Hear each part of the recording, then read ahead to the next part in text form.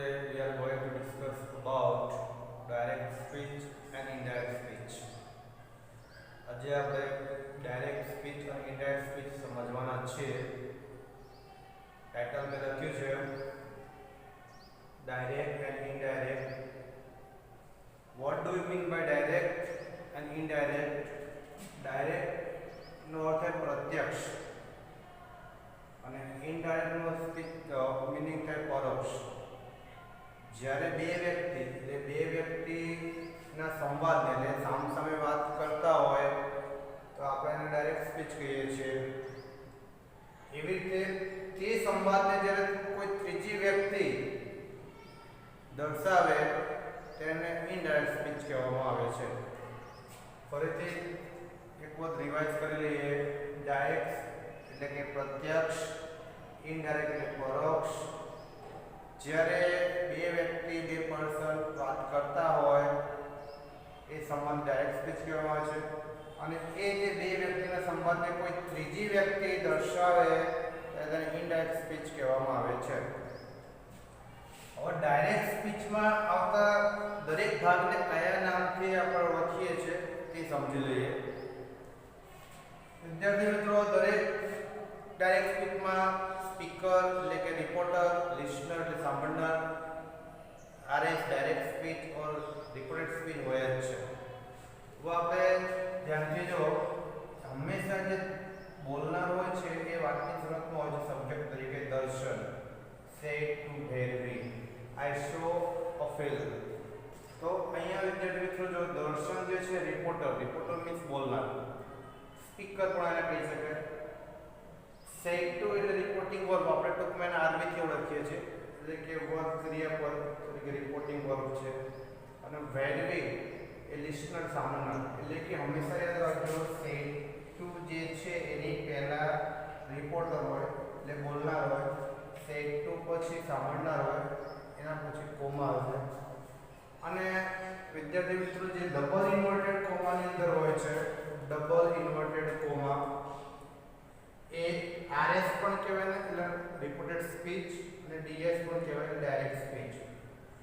તમે બંને RS DS નું ફોર્મ લખી રિપોર્ટેડ સ્પીચ, ડાયરેક્ટ સ્પીચ. આ તમારે સમજવું પડે.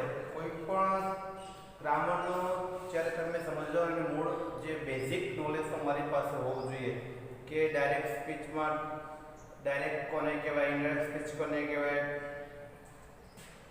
ડાયરેક્ટ સ્પીચમાં જે પણ દરેક ભાગને શું કહેવાય, આપણે ઇનડાયરેક્ટ સ્પીચ કે તેમાં શું ચેન્જીસ કરવું વગેરે, આ બધી દરેક બેઝિક નોલેજ જે છે તમારી પાસે હોવું જોઈએ. હવે અહીંયા આપણે દર્શન સેડ ટુ ભૈરવી લખ્યું. આ ડાયરેક્ટ દર્શન ભૈરવીને કહ્યું આઈ શો ફિલ્મ, મેં પિક્ચર જોયું.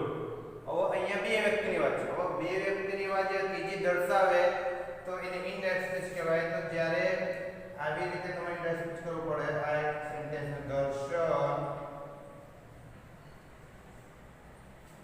જ્યારે પણ રિપોર્ટેડ એટલે ડાયરેક્ટ સ્પીચ જે છે એ આરએસ માં જે સેન્ટેન્સ આપેલું છે એને ધ્યાનથી જો.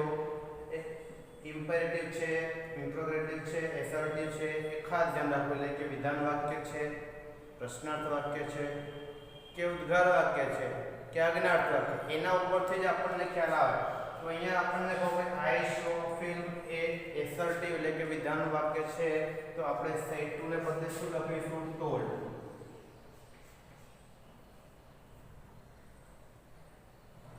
દર્શન ટોલ્ડ. લિસનર કોણ છે? સાંભળનાર ભૈરવી, એટલે ભૈરવી લખી દેજો.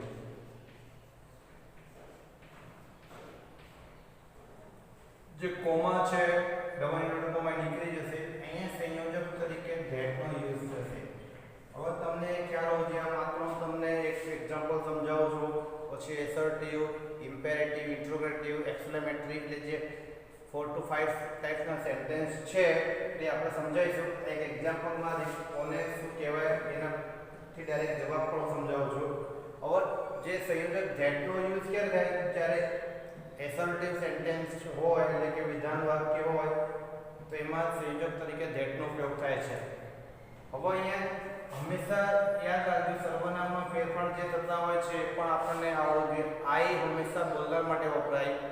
તો બોલનાર અહીંયા દર્શન છે, દર્શન માટે સર્વનામ શું વપરાય? હી. હવે આઈ શો ઓફ ફિલ્મ આપ્યું છે તો આઈ શો ઓફ ફિલ્મમાં શો એ પાસ્ટ ટેન્સ કહેવાય, એટલે કે સિમ્પલ પાસ્ટ ટેન્સ નું સેન્ટેન્સ છે. તો ડાયરેક્ટ માંથી ઇનડાયરેક્ટ સ્વિચ કરશો વિદ્યાર્થી મિત્રો તો તમારે કાળ પર ચેન્જ ધ ટેન્સ, એટલે ટેન્સ નું પરિવર્તન પણ તમને આવડવું જોઈએ કે એક ટેન્સ માંથી બીજા કયા ટેન્સમાં જ્યારે ડાયરેક્ટ માંથી ઇનડાયરેક્ટ સ્વિચ કરો તો કન્વર્ટ કરવું પડે. તો અહીંયા સિમ્પલ પાસ્ટ ટેન્સ એટલે સાદો ભૂતકાળ છે, તો સાદો ભૂતકાળ એટલે આપણે પૂર્ણ ભૂતકાળમાં એટલે પાસ્ટ પરફેક્ટ ટેન્સમાં કન્વર્ટ કરવું પડે. તો હી, પછી પાસ્ટ પરફેક્ટ ટેન્સમાં હેડ આવે, પછી પાસ્ટ પાર્ટિસિપલ એટલે કે ભૂતકૃત, એટલે શોનું ભૂતકૃત શું થાય? C fail, full stop. આ તમારું ડાયરેક્ટ સ્પીચ હતું અને આ તમારું ઇનડાયરેક્ટ સ્પીચ. દર્શન told Bhairavi that he had seen a film, કે દર્શને ભૈરવીને કહ્યું કે તેણે મૂવી જોઈ. આ તમારું એક ડાયરેક્ટ માંથી ઇનડાયરેક્ટ સ્પીચ કરેલું સેન્ટેન્સ છે. ફરીથી એકવાર રિવાઇઝ કરી લો. ડાયરેક્ટ એટલે પ્રત્યક્ષ, ઇનડાયરેક્ટ એટલે પરોક્ષ. બે વ્યક્તિના સંવાદને ડાયરેક્ટ સ્પીચ કહેવામાં આવે છે. એવી રીતે જ્યારે એ સંવાદને ત્રીજી વ્યક્તિ દ્વારા રજૂ કરવામાં આવે તો ઇનડાયરેક્ટ સ્પીચ કહેવામાં આવે છે.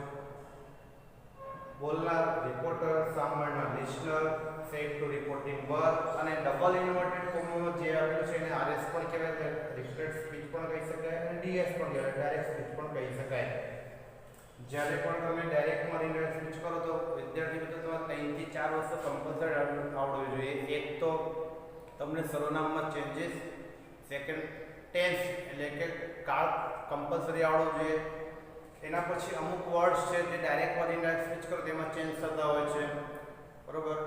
અને જે 4 to 5 ટાઈપ્સના સેન્ટેન્સ છે એટલે કે એસર્ટિવ, વિધાન વાક્ય, ઇમ્પેરેટિવ, અજ્ઞાત વાક્ય, ઇન્ટ્રોગેટિવ, પ્રશ્નાર્થ વાક્ય, એક્સક્લેમેટરી, ઉદ્ગાર વાક્ય, આ દરેક સેન્ટેન્સમાં અલગ અલગ રીતે આપણે શીખવાનું છે, બરોબર. આ તમે ધ્યાનથી જોઈ લો કે આરએસ કોને કહેવાય, ડીએસ કોને કહેવાય, રિપોર્ટિંગ વર્ક કોને કહેવાય, રિપોર્ટર કોને કહેવાય, લિસનર કોને કહેવાય. ફરીથી એક વખત આપણે રિવાઇઝ કરી લઈએ. અહીંયા જે આરએસ લખેલું છે એટલે રિપોર્ટેડ સ્પીચ અથવા ડીએસ ડાયરેક્ટ સ્પીચ. હવે આપણે હમણાં શીખ્યા કે ડાયરેક્ટ સ્પીચમાં આપેલા વાક્યના કયા ભાગને કયા નામથી આપણે ઓળખીએ છીએ. હવે આપણે એ પણ સમજી લઈએ કે આરએસ અથવા ડીએસમાં આપેલા વાક્યમાં ક્યારેય કાળ પરિવર્તન ન થાય. આપણે મોસ્ટલી તો શું શીખવાના છે કે જેમાં કાળ પરિવર્તન થતું હોય, પણ એવા પણ પહેલા સેન્ટેન્સ શીખી લઈએ જે આપણા નોલેજ માટે છે કે ક્યાંક એવા સેન્ટેન્સ આવી ગયા તમારા પેરેગ્રાફમાં તો તમારે કાળ પરિવર્તન નહીં કરવા એમ. તો આરવી એટલે રિપોર્ટિંગ વર્ક, એટલે જેમાં સેડ, સે વગેરે શબ્દો આપેલા છે. આરવીમાં આપેલા વાક્ય વર્તમાન કાળ અથવા ભવિષ્ય કાળમાં હોય ત્યારે કાળ પરિવર્તન કરવું નહીં. ફરી સાંભળી લો. આરવીમાં આપેલા વાક્ય જો વર્તમાન કાળ અથવા ભવિષ્ય કાળમાં હોય તો આરએસમાં આપેલા વાક્યમાં કાળ પરિવર્તન થશે નહીં. એક્ઝામ્પલ તરીકે મેં તમને લખેલું છે, જો પૂર્વા સે સ્મિતા ઇઝ અ નર્સ. હવે આપણને ખબર પડી સેઝ એટલે આરવી કયા કાળમાં છે? રિપોર્ટિંગ વર્ક, વર્તમાન કાળ છે. એટલે આપણે શું લખ્યું છે? આરવી એટલે રિપોર્ટિંગ વર્ક, જે અલ્પવિરામ પહેલાનું હોય ને સેઝ, સેડ વગેરે. તો આરવી અહીંયા શું છે? વર્તમાન કાળમાં. તો આરવી વર્તમાન કાળમાં હોય તો આરએસમાં આપેલા વાક્યમાં કોઈ પણ ફેરફાર થાય નહીં.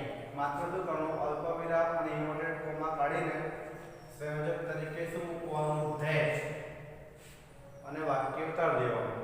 જો પૂર્વા સેઝ, અહીંયા સેઝ આપ્યું, સંયોજક શું લખ્યું? That, comma, double inverted comma નીકળી ગયું. સ્મિતા ઇઝ અ નર્સ, અહીંયા જો કોઈ પણ કાળમાં ફેરફાર થશે નહીં. ફરીથી સમજો. જો આરવી વર્તમાન કાળ તો ભવિષ્યકાળમાં જો યુ વિલ સે હિરેન ઇઝ અ ફૂટબોલર, તો તમારે આમે એવું લખવું પડે કે યુ વિલ સે, કોમા નીકળી જાય એટલે શું આવશે? ધેટ, ડબલ કોમા નીકળી જશે. હિરેન ઇઝ અ ગુડ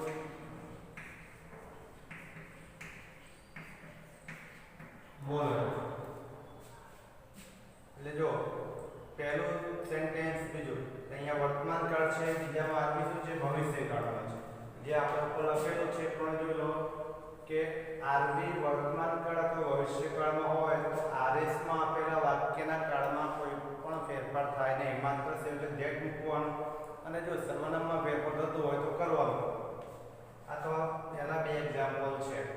બીજું જો આરએસ એટલે રિપોર્ટેડ સ્પીચ અને ડી એટલે ડાયરેક્ટ સ્પીચ, એમાં આપેલા વાક્ય દ્વારા કોઈ સનાતન સત્ય વાક્ય હોય, કહેવત હોય અથવા કોઈ સિદ્ધાંત દર્શાવવામાં હોય ત્યારે પણ કાળ પરિવર્તન થતું નથી. આ યાદ રાખી લેજો. ફરીથી જો આરએસ અહીંયા આરએસ અથવા ડીએસ માં આપેલું, અહીંયા શું હતું રિપોર્ટિંગ વર્બમાં હતું, અહીંયા શું છે કે ઇન્વર્ટેડ કોમાની અંદર તમને એવું કોઈ સેન્ટેન્સ આપેલું હોય જે કહેવત હોય, સનાતન સત્ય વાક્ય હોય, કોઈ સિદ્ધાંત હોય તો ભલે આરબી ભૂતકાળમાં હોય તો પણ કાળ પરિવર્તન થાય નહીં. તમને એક્ઝામ્પલ આપ્યું છે જીઓગ્રાફી ટીચર સે ધ અર્થ ઇઝ રાઉન્ડ. આ સાચી વાત છે, સત્ય ઘટના છે કે પૃથ્વી ગોળ છે. તો જીઓગ્રાફી ટીચર સે ઇન્ટુ સેટ સબ્જેક્ટ નું ઉપયોગ that comma double inverted comma નીકળી જાય the earth is round full stop. એટલે તમારે કયા બે જગ્યાએ કાળ પરિવર્તન કરવું નહીં, એક જો આરબી વર્તમાન કાળ કે ભવિષ્યકાળમાં આપ્યો તો, અને બીજું જો આરએસ માં કે ડીએસ માં આપેલું વાક્ય સનાતન સત્ય હોય, કહેવત હોય અથવા ગણિત કે કોઈ વિજ્ઞાનના નિયમ હોય, સિદ્ધાંત હોય વગેરે દર્શાવતું હોય ત્યારે એમાં માત્ર શું કરવાનું, આપણે સંયોજક તરીકે શું મૂકવાનું ધેટ, બરાબર, કોમા ઇન્વર્ટેડ કોમા નીકળી જાય. આ તમારો ક્યાં કાળ પરિવર્તન ન કરવું એ સમજ્યા. પછી તો બધે આપણે કાળ પરિવર્તન કરવાના જ છે. એટલે આ બે વસ્તુ ધ્યાનથી તમે જોઈ લો. ડાયરેક્ટ મની ટેક્સ સ્પીચ કરતી વખતે હજુ આપણે આ બેઝિક છે, ફરીથી સાંભળી લો. આરએસ એટલે રિપોર્ટેડ સ્પીચ, ડીએસ એટલે ડાયરેક્ટ સ્પીચ, આરબી એટલે રિપોર્ટિંગ વર્બ, બોલનારને શું કહેવાય રિપોર્ટર અને સાંભળનાર શું કહેવાય લિસનર. બરોબર, આ તમે ધ્યાનથી એક વખત જોઈ લો.